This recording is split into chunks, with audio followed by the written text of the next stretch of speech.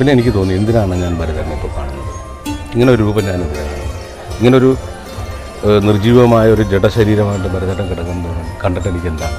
എൻ്റെ മനസ്സിൽ ഊർജ്ജസ്വലനായിട്ട് ഭയങ്കര ആഹ്ലാദപരമായിട്ട് എന്നെ എപ്പോഴും അപ്പൂപ്പൻ താടി എന്നാണ് ഭരതൻ വിളിച്ചത്. അപ്പൂപ്പൻ താടി എന്ന് പറഞ്ഞിട്ടുണ്ടെങ്കിൽ പലപ്പോഴും ഞാൻ എൻ്റെ ജീവിതത്തിൽ പലപ്പോഴും അങ്ങനെയാണ്. ചിലപ്പോൾ ഒരു കാറ്റിനെ അങ്ങോട്ട് പറഞ്ഞു പോകും, ഏതെങ്കിലും ഒരു വെയിലിക്കൊന്നും ഇരിക്കും, ഒരു ലക്ഷ്യബോധവും ഇല്ലാത്ത ഒരു ജീവിതം പോലെയായിരുന്നു എൻ്റെ എന്നാണ് ഭരതൻ പറയുന്നത്. അപ്പോൾ ഏതെങ്കിലും വേലിയുമ്പോൾ ചെന്നിരിക്കും, പിന്നെ അടുത്ത കാറ്റ് പറഞ്ഞവർ അവിടെ ഇരിപ്പാണ്, പിന്നെ ഒരു അടുത്ത കാറ്റ് വന്നാൽ പൊങ്ങിയിട്ട് ഏത് വേലിയുമിലാണ് ചെന്നിരിക്കുന്നതെന്ന് പറയാൻ പറ്റില്ല. അപ്പോൾ അതുകൊണ്ട് അപ്പൂപ്പൻ താടി എന്നാണ് പലപ്പോഴും കളിയാക്കി പറയുന്നത്. പിന്നെ ഭരതനം വളരെ സരസമായിട്ട് പറഞ്ഞ കാര്യത്തിനെങ്കിൽ അപ്പോൾ ഈ തിരക്കഥകളൊക്കെ പലപ്പോഴും തന്നെ ഞാൻ ചിലപ്പോൾ ഒരാൾക്ക് വേണ്ടി ചെയ്യാന്ന് പറഞ്ഞാൽ ഞാൻ വേറൊരാളുടെ തിരക്കഥ ചെയ്യുന്നത്, അങ്ങനെയൊക്കെ മാറിപ്പോകുന്നതുകൊണ്ടാണ് ഇങ്ങനെ പറയുന്നത്. പിന്നെ ചിലപ്പോൾ ഒരു ദിവസം പറഞ്ഞു ഇങ്ങനെ ഒരു വേശികളുടെ സ്വഭാവമാണ്. വേശികളുടെ സ്വഭാവം ആരാണ് കൈ കയറി പിടിക്കുന്നത് അവൻ്റെ കൂടെ പോകുക. അപ്പോൾ ഇവിടുന്ന് പുറത്തിറങ്ങുമ്പോൾ വേറൊരാൾ വന്ന് കൈ പിടിച്ച് കൊണ്ടുവരണമെങ്കിൽ അവൻ്റെ കൂടെ പോകും, അങ്ങനെയൊക്കെ പോകും. അപ്പോൾ അങ്ങനെ വളരെ ഊർജ്ജസ്വലനായ ഒരു ഭരതൻ്റെ ചിത്രം എൻ്റെ മനസ്സിൽ